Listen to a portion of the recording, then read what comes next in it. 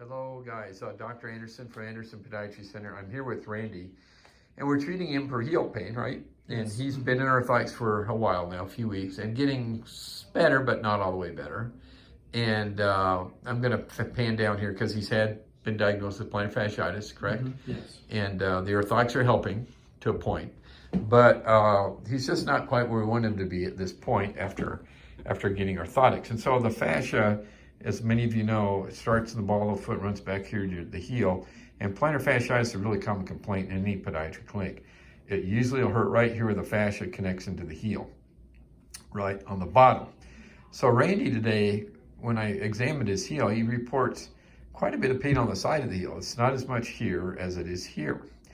And so what I've drawn out here, and I did this to explain to him the anatomy of the nerves in this area. And oftentimes, and this happens, folks, a lot more than you might understand. It's very, very common that we'll see this. And it's something where you'll get nerve pain along with the plantar fascia pain. Now, why is that? Well, Randy had an ultrasound done. We looked with an ultrasound machine to see the thickness of the fascia.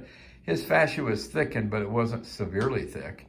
So if he has other pain going on that the orthotics aren't relieving, it makes me question if this nerve branch is involved. This area is called the tarsal tunnel region. It's a lot like the carpal tunnel region up in your wrist. And you have one main nerve that comes down, and then that nerve branch divides and sends branches into the bottom of the foot, one going here, one going over here, and then finally, one going right down to the heel. It's got a name, it's called the medial calcaneal nerve. So oftentimes when the fascia is thickened, it also rubs or irritates the nerve. If the fascia is thick, irritates the nerve. When it irritates the nerve, you'll get pain on the side. So what we did today, we did a cortisone injection. And the nice thing is this is very successfully relieved with cortisone injections, usually a series of 2, and very seldom do we have to go beyond that. 2 injections usually work.